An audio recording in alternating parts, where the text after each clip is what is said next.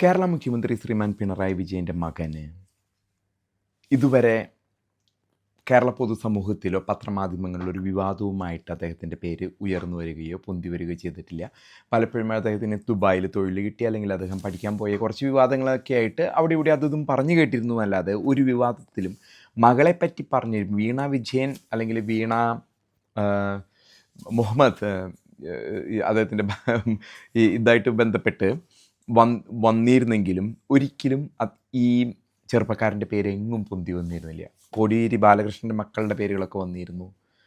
അത്രയും സുരക്ഷിതമായിട്ടാണ് ശ്രീമാൻ പിണറായി വിജയൻ ഈ മകനെ വളർത്തിയത്. എന്നാലിപ്പോൾ ED അദ്ദേഹത്തിന് ഒരു സമൻസ് അയച്ചിരിക്കുന്നു. അത് ലോകത്തിൻ്റെ മുമ്പിൽ നിന്നും കമ്മ്യൂണിസ്റ്റ് പാർട്ടിയുടെ മുമ്പിൽ നിന്നും മറച്ചു വെച്ചു എന്നുള്ള വിവാദങ്ങൾ പൊന്തി വരുന്നു. ലൈഫ് മിഷൻ പദ്ധതിയായിട്ട്, അതായത് വീട് നിർമ്മാണമൊക്കെ ആയിട്ട് ബന്ധപ്പെട്ടുള്ള ഒരു പദ്ധതിയുമായിട്ട് ബന്ധപ്പെട്ട ഒരു വിവാദമാണ് പൊന്തി വന്നിരിക്കുന്നത്. ഇവിടെ ഞാൻ ഇതിനെപ്പറ്റി പ്രതിപാദിക്കാം. അദ്ദേഹം ഒരു തികഞ്ഞൊരു നല്ലൊരു വ്യക്തിത്വമാണെന്നാണ് എനിക്ക് പറയാനുള്ളത്. ഇത് നല്ലൊരു കാര്യം, അതായത് എത്രയോ അഴിമതി ആയിക്കോട്ടെ, എന്തായിക്കോട്ടെ, എങ്ങനെയുള്ള വിവരമായിക്കോട്ടെ, ഇത് കേരളത്തിൽ ബഹുഭൂരിപക്ഷം വരുന്ന സമൂഹത്തിന് ഒരു നല്ല കാര്യമായിട്ടാണ് ഞാനിതിനെ കാണുന്നത്. അതിനുള്ള കാരണം എന്ന് പറയുന്നത്, കഴിഞ്ഞ തവണ നമുക്കറിയാം, ഞാൻ ആദ്യമേ പറയട്ടെ, ശ്രീമാൻ പിണറായി വിജയൻ്റെ മകന് ഒന്നും തന്നെ സംഭവിക്കാൻ പോകുന്നില്ല. ഇത് പിണറായി വിജയൻ്റെ വ്യക്തമായ അറിവോടുകൂടിയാണ് ഇങ്ങനെയൊരു സംഭവം നടന്നിരിക്കുന്നത്. നിങ്ങൾക്ക് ചിന്തിക്കുന്നവർക്ക് തോന്നാം, ഇവൻ എന്ത് മണ്ടത്തരയെ പറയണേ, പൊട്ടത്തര പറയണേ, രാഷ്ട്രീയം ഞാൻ ആ രാഷ്ട്രീയത്തിൻ്റെ ആഴങ്ങളിലേക്കാണ് പോകുന്നത്. നമുക്കെല്ലാവർക്കും നിങ്ങളുടെ ഓർമ്മകൾക്ക് എനിക്കല്ല പ്രശ്നം, നിങ്ങളുടെ ഓർമ്മയ്ക്കാണ് കുഴപ്പം. നിങ്ങളുടെ ഓർമ്മയ്ക്ക് ഭയങ്കര പ്രശ്നമുണ്ടെന്നുള്ളത് നിങ്ങൾ മണ്ടനാണ്. 95% നിങ്ങൾ മണ്ടന്മാരാ. എന്നെ ഈ വോട്ട് ചെയ്യാൻ പോകുന്നവനും കാരണം നിങ്ങൾക്ക് ഓർമ്മപ്പെടുത്തിയാൽ നിങ്ങൾ ഓർമ്മിപ്പിക്കില്ല. കഴിഞ്ഞ ഇലക്ഷന് മുമ്പ് നിങ്ങൾക്ക് ഓർമ്മയുണ്ടെങ്കിൽ കരിമണൽ കർത്ത എന്ന പേര്, ഈ കരിമണൽ കർത്ത എന്ന പേര് പൊന്തി വരികയും SFIO സീരിയസ് ഫ്രോഡ് ഇൻവെസ്റ്റിഗേഷൻ വലിയൊരു ക്രൈം ചെയ്തിരിക്കുന്നു. വീണ വിജയൻ മുഖ്യമന്ത്രിയുടെ മകള് ഇപ്പം അറസ്റ്റ് ചെയ്യും എന്ന മുൾമുനയിൽ നിങ്ങളൊക്കെ നിർത്തി ഇലക്ഷൻ നടത്തി. ഒരു അറസ്റ്റും ഉണ്ടായില്ലല്ലോ. എല്ലാ പത്രമാധ്യമങ്ങളും, കേരളത്തിലെ എല്ലാ പത്രമാധ്യമങ്ങളും പത്രമാധ്യമങ്ങളെ പറ്റി പറഞ്ഞപ്പോൾ ഒരു കാര്യം കൂടി അങ്ങോട്ട് നിങ്ങളുടെ ഓർമ്മയിലേക്ക്, നിങ്ങൾക്ക് ഓർമ്മയും ബുദ്ധിയും വെളിവില്ലാത്തതുകൊണ്ടാണ് ഞാനിത് പറയുന്നത്. ഒരു 16 കോടി പത്രമാധ്യമം, കേരള പത്രമാധ്യമം എന്ന് അങ്ങോട്ട് പറയുമ്പോഴേക്കും, ധർമ്മം എന്ന് പറയുമ്പോഴേക്കും നമ്മുടെ ഈ ഷോക്ക് പോലെ ഷിവറിങ് വരും നമ്മുടെ കേരള പത്രമാധ്യമങ്ങൾക്ക്. കാരണം ഈ 16 കോടി കരിമണൽ കർത്ത ഞമ്മ അടിക്കാൻ കൊടുത്തതാണ്.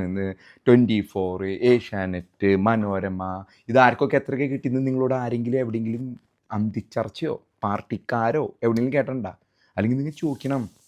Doctor Arun Kumar, reporter channel, doctor അല്ലെങ്കിലും എന്തെങ്കിലും മറ്റേ ശ്രീകണ്ഠൻ നായർ, മാമൻകുട്ടി മാതൃഭൂമി, അഭിലാഷൊക്കെ വരണം, ഇതൊക്കെ കേൾക്കണം. പിന്നെ ആരാണ് വലിയ തികഞ്ഞവരൊക്കെ ഉണ്ട് ഏഷ്യാനെറ്റിലൊക്കെ ചോദിച്ചിട്ട് പറയണം, ഇത് എത്ര കോടി വെച്ചാണെന്ന് നിങ്ങളെന്താ ചർച്ച ചെയ്യാത്തതെന്ന് ചോദിക്കണം. അത് ഓർമ്മയിലേക്ക് മാത്രം കേട്ടാ ഞാൻ പറഞ്ഞത്. വീണ വിജയൻ ഒരാളും തൊട്ടില്ല. SFIO കേന്ദ്രം വരുന്നു, അവിടെ വരുന്നു, ഇവിടെ വരുന്നു, ഒന്നും സംഭവിക്കില്ല.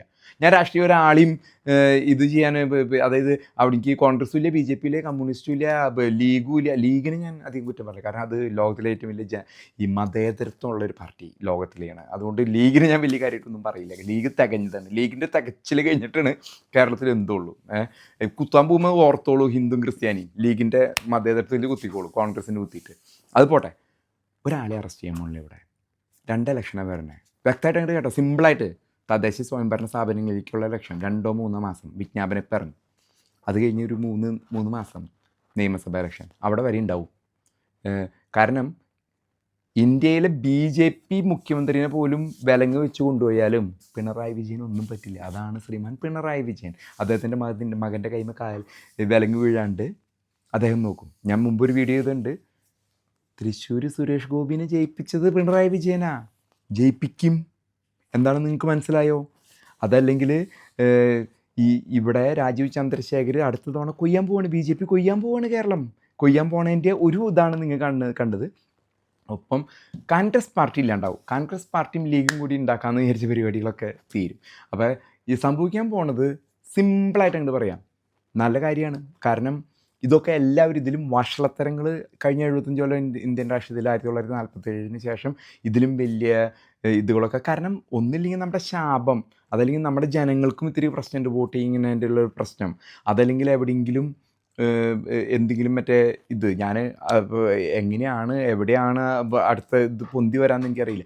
പിന്നെ അന്തം കമ്മികൾ, കൊങ്ങികളും സംഖ്യകളും കൃസംഖ്യകളും ഒക്കെ പാടി കൂടി അങ്ങോട്ടും ഇങ്ങോട്ടും നടക്കാമെന്നല്ലാണ്ട് ഒന്നും നടക്കാൻ പാടില്ല ഒരുത്തിൻ്റെയും കൈമ. പിണറായി വിജയൻ്റെ കൈമ, അതായത് ഇന്ത്യയിലൊരു BJP മുഖ്യമന്ത്രിനെ അറസ്റ്റ് ചെയ്താൽ പോലും ശ്രീമാൻ പിണറായി വിജയനൊന്നുമില്ല. അത്രമാത്രം അഡ്ജസ്റ്റ്മെൻറ്റ് ടൈപ്പാണ് ഉള്ളത്.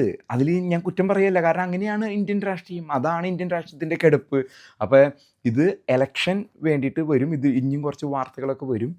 ഒരു പക്ഷേ ഒരു ദിവസത്തേക്ക് അങ്ങനെ അറസ്റ്റ് ചെയ്ത് കൊണ്ടുപോയാൽ ആ ഇലക്ഷൻ്റെ തലേ ദിവസം, പക്ഷേ ഇത് ഇലക്ഷൻ മാത്രമാണ്.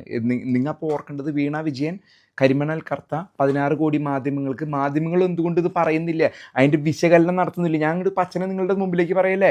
ആ ഡോക്ടർ അരുൺകുമാറിനോടൊക്കെ ചോദിക്കുന്നത് ഇതൊക്കെ സിമ്പിളായിട്ട് പറഞ്ഞോട്ടെ, താൻ വലിയ പൊക്കച്ച അങ്ങോട്ട് ഉണ്ടാക്കാണ്ട്, അല്ലെങ്കിൽ നായർ തുള്ളിച്ചാടുമ്പോൾ പയ്യെ നിർത്തിയിട്ട് ആ 16 കോടിയുടെ കണക്കൊന്ന് പറയാൻ പറ്റുമോ? കരിമണൽ കർത്ത വ്യക്തമായിട്ട് ആ പുസ്തകത്തിൽ എഴുതിയിരിക്കുന്നു, SFI സീരിയസ് ഫ്രോഡ് ഇൻവെസ്റ്റിഗേഷനിൽ എഴുതി വെച്ചിരിക്കുന്നു. 16 കോടി രൂപ കേരളത്തിലെ മലയാള മാധ്യമങ്ങൾക്ക് എണ്ണി അങ്ങോട്ട് കൊടുത്തിരിക്കുന്നു, വാർത്ത കൊടുക്കാണ്ടിരിക്കാൻ വേണ്ടിയിട്ട്. അത് കഴിഞ്ഞ് കരിമണൽ കൊണ്ട് താഴ്ത്തിയിരിക്കുന്നു, കൊണ്ടുപോയിരിക്കുന്നു. വ്യക്തമായിട്ട് എല്ലാം നടന്നിട്ടുണ്ട്. അപ്പം ഞാൻ ഇത്ര നിങ്ങളോട് പറയുന്നുള്ളൂ, ഒന്നും സംഭവിക്കില്ല. തന്നെയല്ല, നല്ലൊരു ചെറുപ്പക്കാരൻ, അതായത് സുഡാപ്പിഫിക്കേഷനിൽ പെട്ട് മലയാളിയുടെ ജീവിതം തൊലയുന്നതിനേക്കാളും നല്ലത് ശ്രീമാൻ പിണറായി വിജയൻ പോയിട്ട് മോഡിജിയുടെ കാല് പിടിച്ച് ഇതങ്ങോട്ട് ക്ലീനപ്പ് ചെയ്തിട്ട് കേരളത്തിലൊരു നല്ല ഭരണം വരട്ടെ. കാരണം കോൺഗ്രസ്സിന് കൊടുത്തു കഴിഞ്ഞാൽ മുസ്ലിം ലീഗ് വരും, അത് അടിച്ചെടുക്കും. അതല്ലെങ്കിൽ ഇടതിന് കൊടുത്താലും ഇനിയിപ്പോൾ റിയാസിനെ മുഖ്യമന്ത്രിയാക്കാനായിട്ട് ഇങ്ങോട്ട് ചാടും, നമ്മൻ്റെ ആൾ മുഖ്യമന്ത്രിയാവാനായിട്ട്. അതിലൊക്കെ ഭേദം BJPക്ക് ഇത്തിരി, അതായത് മണ്ടന്മാരായ ഹിന്ദുവിനും ഇതിനും അതൊരു 75% വന്ന കേരള പൊതുസമൂഹത്തിന് ഇത്തിരി വെളിവോ ബോധമൊക്കെ വെക്കട്ടെ എന്ന് വിചാരിച്ച് കുത്തുമ്മ എന്ന് വിചാരിച്ചിട്ട്. BJP വന്നതുകൊണ്ട് തേനും പാലും ഒഴുക്കുന്നതെന്നല്ല ഞാൻ പറയുന്നത് കേട്ടോ. എനിക്ക് അവരായിട്ട് യാതൊരു ബന്ധമില്ല. അവരൊരു 10 കോടി രൂപ തന്നാൽ ഞാൻ കീശയിൽ വെച്ചിട്ട് അവർക്ക് വേണ്ടി പറയാം. പക്ഷെ 5 പൈസ ഒരാളുടെ നിന്ന് ഞാൻ വാങ്ങുന്നില്ല. എൻ്റെ മാധ്യമ പ്രവർത്തനം ഇങ്ങനെയാണ്. BJP വന്ന് തേനും പാലൊന്നും ഒഴുകാൻ പോകില്ല. പക്ഷേ നിൻ്റെയൊക്കെ വക്കഫും ഗിഫൊക്കെ വരണ്ടില്ല, ഇങ്ങോട്ട് അവിടെ നിന്ന് വടക്കുന്ന് ഇങ്ങോട്ട് വരുന്നുണ്ടല്ലോ, അതൊക്കെ ഒരു തടസ്സം വേണമെങ്കിൽ ആ രാജീവ് ചന്ദ്രശേഖരൻ്റെ കഴിവുമുണ്ട്. ശശി അണ്ണനെയും കൂടി നമ്മുടെ തരൂരണ്ണനെയും കൂടി ഇങ്ങോട്ട് അടിച്ചു കഴിഞ്ഞാൽ തിരികെ എന്തെങ്കിലും ജനങ്ങൾക്ക് ഗുണം. കാരണം ജനങ്ങൾക്ക് ഗുണം വെറും ലോട്ടറിയും കള്ളും വിറ്റാണ് എൻ്റെ കൂറകളെ അവിടെ ഭരണം നടത്തണേ. മനസ്സിലാക്കുക നിങ്ങളൊക്കെ. എന്നിട്ട് ചെറുപ്പക്കാരും എത്ര പൊട്ടൻഷ്യലുള്ള ഒരു ലാൻഡ്. ഞാനിപ്പോൾ ഇരിക്കുന്നത് ഇന്തോനേഷ്യയിൽ ജക്കാർത്തയിലിരിക്കണേ. ഇത് കെട്ടിടങ്ങളൊക്കെ എന്ത് ഭംഗിയായിട്ട് ഉണ്ടാക്കിയാണ്. ഇവിടെ നിന്ന് എൻ്റെ ഹോട്ടൽ മുറിയിൽ നിന്ന് തന്നെ നോക്കുമ്പോൾ എന്ത് ഭംഗിയായിട്ട് ഉണ്ടാക്കിയാണെന്നറിയോ. ഇതൊക്കെ ഏഷ്യൻ കൺട്രീസാണ്, ഡെവലപ്ഡ് കൺട്രീസ് അല്ല. ഈ സൗത്ത് ഈസ്റ്റ് ഏഷ്യയിലുള്ള, ഞാൻ എന്നാലും ഫിലിപ്പീൻസിലുണ്ടായിരുന്നു, നിങ്ങൾ മലേഷ്യ പോക്കോ, സിംഗപ്പൂർ വേറെ ലെവലാണ് പോക്കോ. അവിടേക്കുള്ള രാജ്യങ്ങളുടെ മാറ്റം നമ്മുടെ ഇന്ത്യയിൽ, അതായത് കേരളം മുമ്പുണ്ടായിരുന്നു കേട്ടോ. മുമ്പ് അത് മലയാളിയുടെ കഴിവാണ്, അവൻ്റെ വിദ്യാഭ്യാസവും ഈ മിഷനറി വർക്ക്, ക്രിസ്ത്യൻ മിഷനറികളുടെ സംഭാവനയും ഇതൊക്കെയാണ് കേരളത്തിനുള്ള നേട്ടം ഉണ്ടായത്. പിന്നെ ഗൾഫ് രാജ്യങ്ങളിൽ പോയി മരുഭൂമിയിൽ അധ്വാനിച്ച് പാവം 10-35 ലക്ഷം മലയാളികൾ അധ്വാനിച്ചു. ഇതൊക്കെ കേരളത്തിനുള്ളൂ. രാഷ്ട്രീയക്കാർ തൊലച്ച് മതേതരത്വം പറഞ്ഞും അത് മതപരമായിട്ട് ഹിന്ദുവിനും ക്രിസ്ത്യാനിയും അഴക്കാൻ നോക്കി. ഒപ്പം വെറും ലോട്ടറിയും കള്ളും മാത്രം. ഇപ്പോൾ ഈ MDMA വിൽക്കാനായിട്ട് ഒരു നാർക്കോട്ടിക് ജിഹാദ് ഉണ്ട്, ലവ് ജിഹാദ് പിന്നാലെയുണ്ട്. ഈ 2 സാധനങ്ങൾ, ഈ വക സാധനങ്ങളല്ലാണ്ട് കേരളത്തിലൊന്നുമില്ല. നിങ്ങൾക്കൊന്നും ചെയ്യാൻ പറ്റുന്നില്ല. അതായത് നിങ്ങളുടെ കാര്യങ്ങൾ നോക്കി എങ്ങനെ നിങ്ങൾ രക്ഷപ്പെടാൻ നോക്കണേ. എന്നാലും ഒന്ന് വോട്ട് ചെയ്യുമേ, ഹിന്ദുവിനും ക്രിസ്ത്യാനിക്കും ഒന്ന് ചിന്തിക്കാം. ഇതൊക്കെയാണ്. അതുകൊണ്ടാണ് ഞാൻ പറയുന്നത് ഇത് നല്ല കാര്യമെന്നാണ്. പിണറായി വിജയൻ്റെ മകൻ്റെ കേസ് വന്നപ്പോൾ ഇത് നല്ല കാര്യമാണ്. ഈ ഒരു ഇത് വരുമേ BJPക്ക് കുറച്ച് വോട്ട് കിട്ടി എന്തെങ്കിലും ഒരു മാറ്റം അവർ കൊണ്ടുവരും. അടിമത്തത്തിലേക്ക് കാഫിറായിട്ട് ജീവിക്കണ്ടല്ലോ, ഗതികേട്. അവന് വോട്ട് ചെയ്തിട്ട് പിന്നെ നീ കാഫിറായിട്ട് ജീവിക്കണം, ഇൻഫിഡൽ. അതായത് നീ അവൻ്റെ തുല്യതയിലും താഴെ നിൽക്കുന്നവൻ, അടിമയായിട്ട് ജീവിക്കാൻ ഇത് ചെയ്യുവാൻ, നീ തന്നെ വോട്ട് ചെയ്ത് നിന്നെ അടിമയാക്കുന്ന പരിപാടി, അത് വേണ്ടല്ലോ എന്ന് മാത്രമാണ് ഞാൻ പറയാനുള്ളത്.